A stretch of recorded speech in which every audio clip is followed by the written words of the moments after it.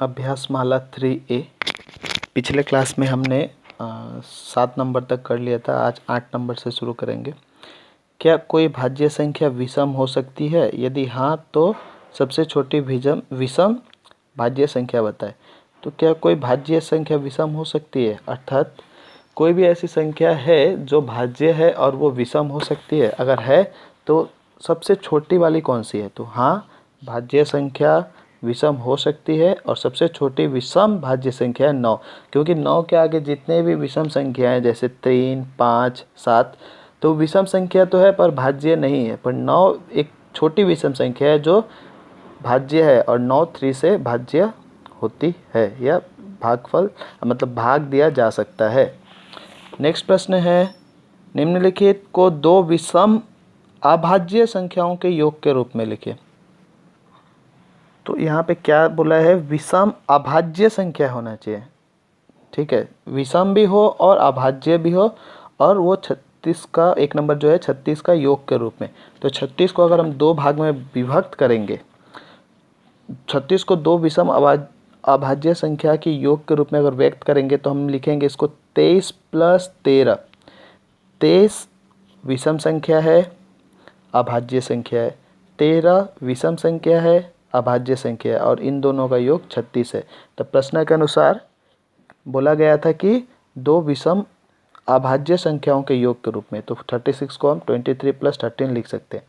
उसी प्रकार 42 को भी वैसे ही लिखना है, दो विषम अभाज्य संख्या है। तो 23 भी विषम है, अभाज्य संख्या है, 19 भी विषम है और अभाज्य संख्या है, और इन दोनों के योग के रूप में हमने लिखा है 42 को। फिर 84 को दो विषम अभाज्य संख्याओं के योग के रूप में कैसे लिख सकते हैं?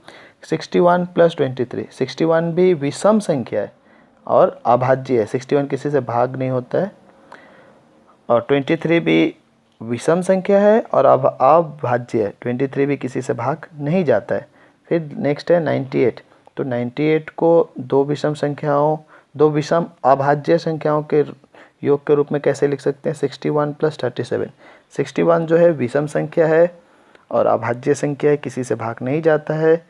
37 जो है विषम संख्या है और अभाज्य संख्या है।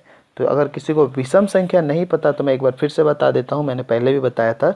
विषम संख्या जिस संख्या के भी अंत में 1, 3, 7, 9 हो और 5, जिस संख्या के अंत में 1, 3, 7, 9, 5 या 1, 3, 5, 7, 9 हो, वो सब होता है विषम संख्या। और जिस संख्या के अंत में 2, 4, 6, 8, 10 या 0 बोल सकते हैं, जिस संख्या के अंत में 2, 4, 6, 8, 0 हो, जैसे 12, 28, 30, ये सब होते हैं सम संख्या।